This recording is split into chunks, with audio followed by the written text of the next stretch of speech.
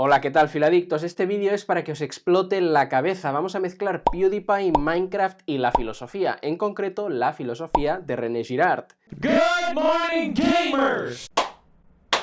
Por favor, PewDiePie y Minecraft. Mira, soy nivel 7 de intelecto, estoy por encima de estas banalidades. ¿Ah, sí, Leónidas? ¿Y esto qué es?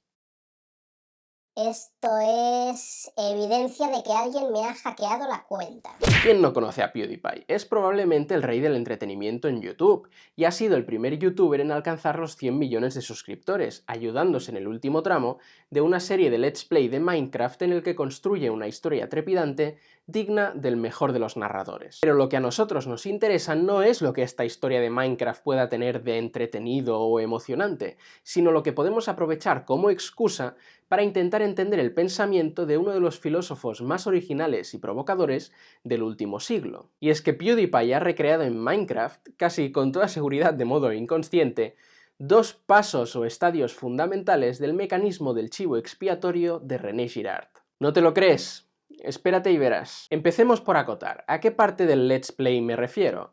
Porque son horas y horas de vídeo. Concretamente unas 15 horas. Vale, lo reconozco, las he visto todas. Dios, ¿qué he hecho con mi vida? Lo que nos interesa es lo que le sucede a uno de los personajes, Watership. Watership es una de las ovejas de PewDiePie en Minecraft, distinta a todas las demás porque al principio de la serie, no se sabe muy bien por qué, acaba atrapada en un pequeño agujero con agua. Oh, hello, sheep. Epic. Esta oveja es objeto de continuos ataques y vejaciones por parte de PewDiePie, quien aprovecha prácticamente cualquier ocasión para descargar sobre ella sus frustraciones. You're useless. Pathetic. You be quiet. You say another word to me, and it's the axe. Responsabilizarla de lo que le sale mal. Ah! No! Watership! You did this! You did this! You did this! O culparla de actos malvados o planes traicioneros. Oh my god, look, he's talking to Spider. I knew he was evil. Why were you talking to Spider? Now tell me. Who do you work for? Estos ataques van poco a poco subiendo de intensidad hasta que en el capítulo 14 desembocan en un último acto violento que acaba con la muerte de Watership. You never speak until less spoken to. Be quiet. Garbage. You're trash. You're subhuman trash. Is this annoying to you? Does that annoy you? Is this annoying? I hope you're annoyed, yeah, because no one likes you, and this is what it's like talking to you, yeah. You like this, Watersheep? Good, because you're not supposed to. Hey, Watersheep. Time for pain.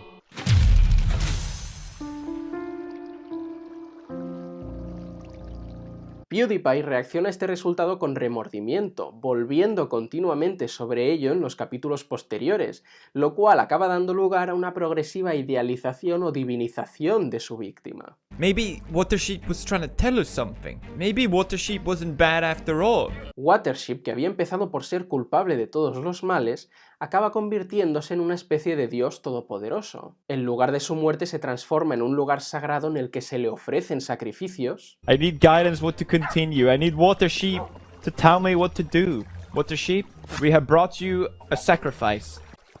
Oh, Watersheep! Please accept our humble offering. Se construye un monumento en su memoria. Why did I build a giant meatball, you might ask? For Watersheep. This meatball represents everything that Watersheep believed in. Se le dirigen oraciones en momentos difíciles. By the power of Watersheep! Yeah! Watersheep, give me strength! Oh, I hit him! Incluso se llega a erigirle una iglesia. This is very important, okay? I built this church. And I didn't build it just for anyone. It's beautiful. It took a long time. Isn't that right, Sven? I built it for Watersheep. This is the church of Watersheep. Y en esta iglesia hay 3 ovejas que acaban convirtiéndose en el consejo de Watersheep, algo así como el órgano consultivo por excelencia, al que PewDiePie recurre en busca de consejo siempre que necesita tomar una decisión. I don't really know what to do. Oh, Council of Sheep! Give me guidance. Se supone que estas 3 ovejas tienen dotes sacerdotales, son capaces de comunicarse con el dios Watership y transmitirle a PewDiePie sus mensajes. Make the thunder rain, please. Please, I beg you, Council of Watership. I beg you. Oh my god! Watership answered the prayer! En otras palabras, podríamos decir que el asesinato de Watership es el origen de toda una cultura y en concreto de su institución religiosa. Pues bien, estos dos pasos consecutivos, progresiva concentración de la violencia sobre una víctima propiciatoria y posterior divinización de esa víctima, son los que René Girard señaló como parte del mecanismo de chivo expiatorio que está detrás de la constitución de toda comunidad humana arcaica. Pee. Pero antes, ¿quién es René Girard? Eso, porque aparte de ti y de mí, no creo que nadie más lo conozca. Y si tú lo conoces es porque yo te lo expliqué. René Girard fue un historiador, crítico literario y filósofo francés que creyó descubrir en la naturaleza mimética del deseo la clave para penetrar en los mitos de las sociedades primitivas. ¿Qué significa para Girard que el deseo humano es mimético? Que funciona por imitación. Nos gusta pensar que queremos lo que queremos y deseamos lo que deseamos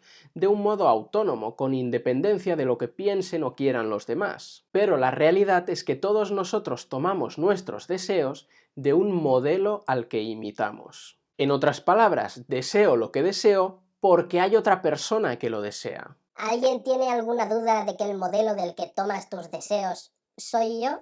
Esto es una idea que nos tendría que resultar muy fácil de entender si pensamos en cómo funciona la publicidad. Toda la publicidad juega con esta mímesis del deseo. Quiere conseguir que desees el producto porque, por ejemplo, este futbolista lo desea también. O pensad en ese vecino vuestro que nunca en su vida se había interesado por tener una moto hasta que os la habéis comprado vosotros. O esos niños del parque que pueden tener decenas de juguetes a su alrededor, pero que mira por dónde da la casualidad de que todos quieren jugar con el mismo cochecito. En cierto modo, podemos decir que el ser humano es esa criatura que no sabe lo que quiere hasta que lo ve en otros. Configuramos nuestros deseos gracias a los deseos de los demás. That was pretty epic. I'm not gonna, I'll give credit where credit is due. Bien, esta naturaleza mimética del deseo, dice Girard, es en general algo bueno, pues es capaz, por ejemplo, de unir a muchas personas en torno a un interés común. Pensad en el gusto por la filosofía que nos une a todos nosotros. Bueno, al menos a los que están suscritos en este canal. Si no estás suscrito, no sé a qué estás esperando. Venga,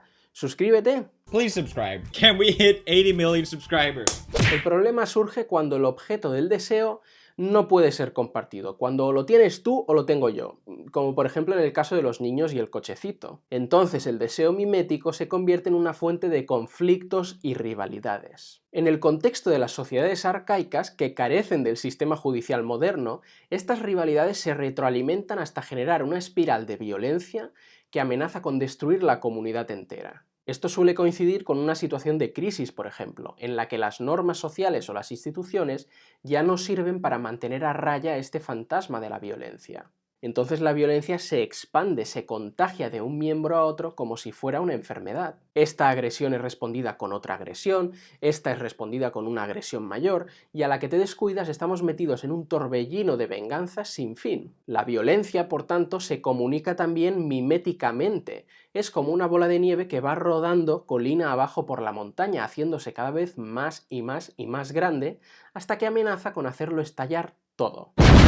¿Cómo se defienden las comunidades humanas ante la amenaza de su propia violencia? Con lo que Girard llama el mecanismo del chivo expiatorio, buscando a alguien, un individuo o un grupo, quizás un poco diferente a los demás, al que poder culpar de todos los problemas. Por supuesto, esta persona es culpada siempre de un modo injusto y por eso es un mero chivo expiatorio, pero la comunidad empieza a verla cada vez más como el verdadero culpable de todo el desorden. Y por ello, en vistas a restablecer la armonía, lo que hay que hacer es eliminar al chivo expiatorio. Cuando este mecanismo de identificación de un único culpable entra en juego, sucede algo realmente mágico. Aquellos que hace nada estaban enfrentados, de pronto se unen en la más estrecha comunidad contra un enemigo común. La violencia, que hace unos instantes estaba desperdigada por todas partes, se organiza y se descarga en un acto colectivo contra esa víctima única, que sustituye en cierto sentido a todos los demás. Cada miembro desplaza su agresividad hacia esta víctima y la trata como el rival definitivo,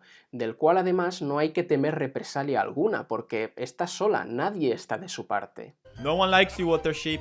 Literally no one. We did a survey and it came out that no one liked you. Y así es como, con una única muerte, la comunidad entera se salva y resurge de la crisis más unida que nunca. El mecanismo de chivo expiatorio restablece la cohesión social perdida. Estamos, en cierto modo, ante un crimen fundacional, un crimen del cual surge o resurge la comunidad. Pero entonces algo sumamente misterioso ha sucedido para la mente primitiva. El linchamiento del chivo expiatorio ha salvado a la comunidad porque ha traído paz y orden allí donde antes solo había discordia. De algún modo sobrenatural, la víctima, que era antes responsable del desorden, es también responsable, gracias a la intermediación de la violencia, del retorno del orden. Es como si la víctima se hubiera llevado la violencia lejos de la comunidad. Su muerte ha operado el milagro de la unión, que es inexplicable desde un punto de vista natural. No es de extrañar, pues, que muchas veces esa misma sociedad arcaica acabe viendo en la víctima una suerte de Dios que, después de perjudicar a la comunidad, se ha compadecido de ella. Tenemos, pues, una víctima que es culpada injustamente de horribles crímenes, linchada, asesinada y posteriormente divinizada.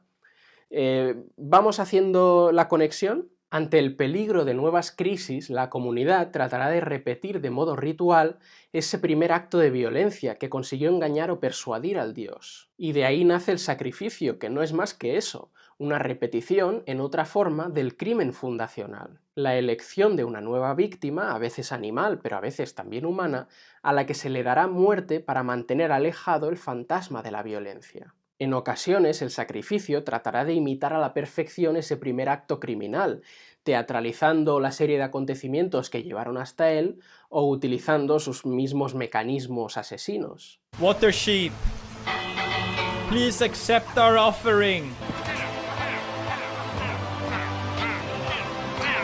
Del mismo modo, se empezarán a contar historias acerca de ese acto fundacional, historias que irán caminando, por un lado, hacia una progresiva difuminación o desaparición de cualquier rasgo violento, y por el otro, hacia una divinización de la víctima. Y de ahí nacen los mitos. En los mitos suficientemente antiguos, esta divinización de la víctima es total, y cualquier marca de la violencia o de la presunta culpabilidad inicial del dios ha quedado borrada casi por completo. La acusación mítica, digámoslo así, se ha perdido por el camino y subsiste solamente la veneración de la víctima. Esto es natural, pues el mito no deja de ser la historia contada por los verdugos, por los violentos, y estos van a ir estilizándolo poco a poco, de modo que su violencia quede enmascarada. En resumen, podemos distinguir 5 pasos o estadios de este proceso. Primero, una crisis social que desemboca en una escalada de violencia por culpa del deseo mimético y la espiral de venganza. Segundo, la concentración progresiva de la violencia sobre una víctima sustitutoria, un chivo expiatorio,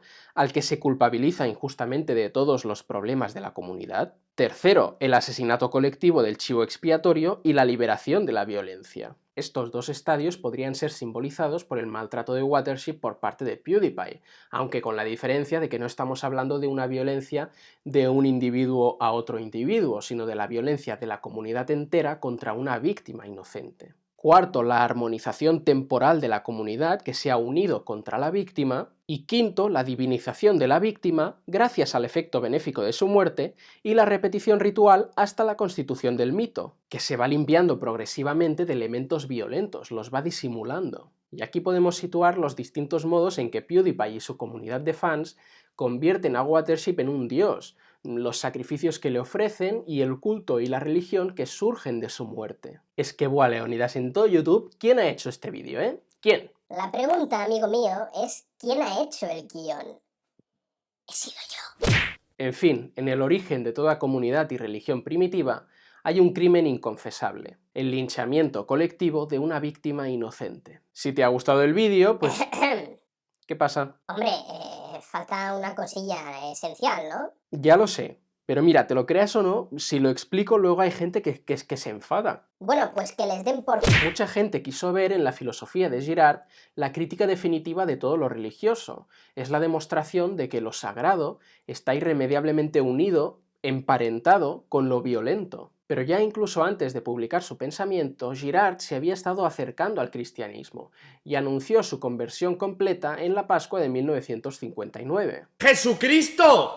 ¡Te quiero, nene! Entonces, ¿cómo se come esto? ¿No es el cristianismo, al fin y al cabo, otra religión más? Bien, pues sí, puede serlo perfectamente, pero no lo era para Girard. Girard cogió la Biblia para intentar encontrar en ella lo mismo que había encontrado en los demás mitos, pero al leerla, según sus propias palabras, se llevó la sorpresa de encontrar no el mito, sino el mito invertido, desenmascarado. Si el mito es la historia explicada desde la perspectiva de los verdugos violentos, la Biblia, dice Girard, es la historia explicada desde la perspectiva de la víctima inocente.